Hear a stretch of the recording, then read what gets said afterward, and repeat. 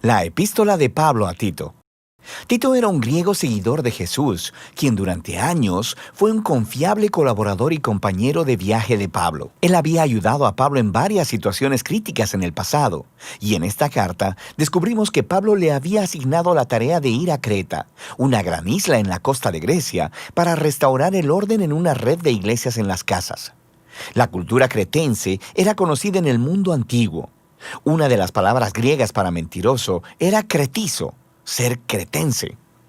Estas personas eran infames por su traición y avaricia. La mayoría de los hombres en la isla habían servido como soldados mercenarios al mejor postor, y las ciudades de la isla eran conocidas por ser inseguras, plagadas de violencia y corrupción sexual. Sin embargo, la isla de Creta tenía muchos puertos estratégicos que servían a ciudades por todo el mar Mediterráneo en la antigüedad. Así que, desde la perspectiva de Pablo, Creta era el lugar perfecto para empezar una red de iglesias.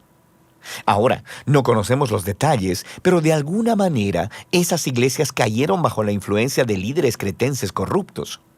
Ellos decían ser cristianos, pero estaban arruinando las iglesias. Por lo que Pablo encargó a Tito la tarea de ir allí y ordenar las cosas. Esta carta proveyó las instrucciones. Tiene un diseño bastante sencillo. Después de una breve introducción, Pablo le da a Tito instrucciones claras acerca de sus tareas en la iglesia. Después, le ofrece lineamientos acerca de una nueva clase de hogar y sobre la nueva humanidad que el Evangelio podría crear en esas comunidades cretenses. Después, Pablo cierra la carta con algunos saludos finales. Entonces, Pablo inicia la carta recordándole a Tito que su mensaje como apóstol es sobre la esperanza de la vida eterna. Esto es, la vida de la nueva creación que está disponible desde ahora a través de Jesús, el Mesías. Y esta esperanza fue prometida hace mucho tiempo por el Dios que no miente. Ahora, este pequeño comentario inicial introduce un tema importante que se encuentra en toda la carta.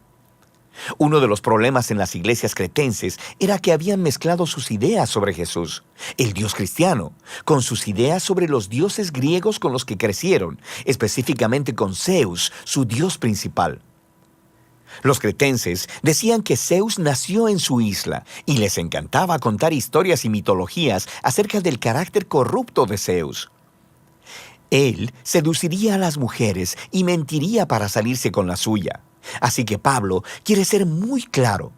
El Dios revelado a través de Jesús es totalmente diferente a Zeus. Sus rasgos de carácter principales son la fidelidad y la verdad, lo que significa que la manera de vivir cristiana también practicará la verdad, lo cual será un gran reto para estos cretenses. Pablo entonces encarga a Tito con una tarea en dos partes. Dice que lo primero será designar nuevos líderes para cada comunidad de iglesia. Un equipo al que llama ancianos, esposos o padres maduros, cuya manera de vivir sea totalmente diferente a la cultura cretense. Ellos deben ser conocidos por su integridad, su devoción completa a Jesús, su dominio propio y su generosidad tanto en sus familias como en la comunidad en general. Y estos nuevos líderes deben enseñar las buenas nuevas acerca de Jesús y reemplazar a los líderes corruptos que necesitan ser confrontados. Esa es la segunda tarea de Tito. Pablo identifica a los falsos maestros como esos de la circuncisión. En otras palabras, ellos eran judíos étnicos cretenses que decían que seguían a Jesús, pero de manera similar a los problemas en Galacia, esta gente demandaba que los cristianos no judíos fuesen circuncidados y que siguieran las leyes de la Torá, si es que realmente querían convertirse en seguidores del Mesías judío. Pablo dice que ellos están obsesionados con los mitos judíos y mandamientos humanos, y además que solo están en los asuntos del liderazgo de la iglesia para hacer dinero. Así que Pablo, en un movimiento brillante, toma una cita de un antiguo poeta cretense, Epiménides, quien fue muy franco y honesto sobre el carácter de su propia gente. Él dijo: los cretenses son siempre mentirosos, malas bestias, glotones ociosos. Ellos borran las líneas entre lo verdadero y lo falso, entre el bien y el mal, y lo único que les importa es el dinero. Así que, aunque estos líderes dicen conocer a Dios, su manera cretense de vivir lo niega. Se debe tratar con ellos, y esto lleva a Pablo a la siguiente sección. Debido a estos líderes corruptos, muchos cristianos de estas iglesias ahora tienen hogares y vidas personales que son un desastre total. Y en 3 ocasiones diferentes, Pablo resalta el resultado de esta situación, que el mensaje de Jesús es desacreditado. Sus vecinos no cristianos ahora tienen buenas razones para hacer acusaciones malvadas. Y todo esto hace que la enseñanza de Dios, nuestro Salvador, no sea atractiva ni persuasiva para nadie.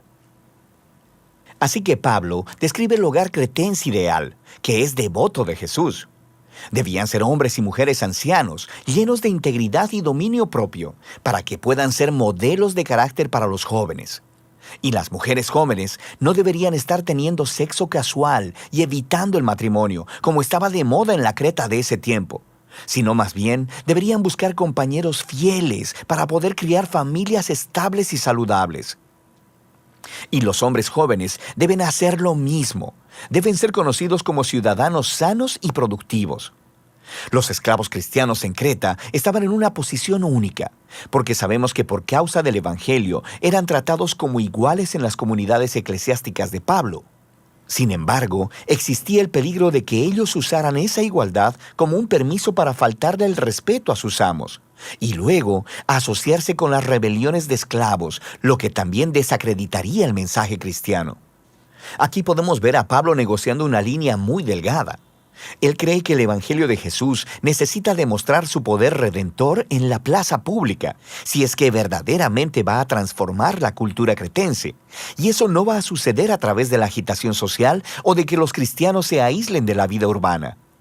El mensaje cristiano será convincente para los cretenses cuando los cristianos participen completamente en la vida pública, cuando sus vidas y hogares se vean similares a los demás a primera vista y que después de mirarlos atentamente, sus vecinos descubran que los cristianos, por su devoción a un Dios totalmente diferente, viven bajo un sistema de valores totalmente diferente. Y esa es la diferencia que Pablo resume de manera hermosa al final del capítulo 2. Él dice que el sistema de valores que motiva la manera cristiana de vivir es la gracia generosa de Dios, la cual se mostró en la persona de Jesús y que se mostrará de nuevo en su regreso. Esta gracia fue demostrada cuando Jesús entregó su honor para morir una muerte vergonzosa a favor de sus enemigos, para poder rescatarlos y redimirlos.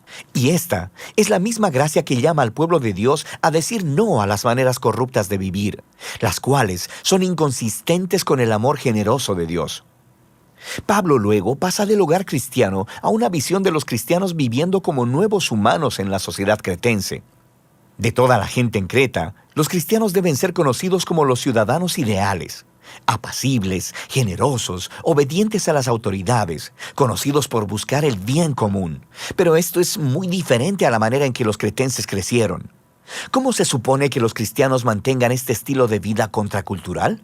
Y Pablo cree que la fuente de poder para esta manera de vivir es el amor transformador del Dios Trino que se anuncia en el Evangelio. Y entonces lo explica en un poema realmente hermoso. Él dice que la bondad y el amor de Dios son lo que nos salvó, a pesar de nosotros mismos, para que a través del Espíritu Santo Dios lavara, renaciera y renovara a las personas. Y a través de Jesús proveyera un camino para que ellas sean declaradas justas delante de Él. Todo esto nos da acceso a la vida eterna. Esto es, a un nuevo futuro en la nueva creación. Esta historia viva es tan poderosa que puede producir una nueva clase de personas. Pablo está convencido que la fidelidad a las enseñanzas de Jesús, empoderada por el Espíritu, demostrará la gracia de Dios por toda la isla de Creta y por todo el mundo. Pablo concluye prometiendo que enviará refuerzos a Tito, ya sea a Artemas o a Tíquico, y saluda a sus amigos en común. Y así termina la carta. La carta de Tito nos muestra la estrategia misionera de Pablo para que las iglesias se conviertan en agentes de transformación en sus comunidades. Esto no sucederá haciendo una guerra cultural o asimilando la manera cretense de vivir. Más bien, él llama a estos cristianos a participar sabiamente en la cultura cretense. Ellos necesitan rechazar lo que es corrupto, pero también abrazar lo que es bueno. Si ellos pueden aprender a vivir pacíficamente, dedicarse a Jesús y al bien común, los cristianos mostrarán la belleza del mensaje de nuestro Dios Salvador. Y de eso se trata la epístola a Tito.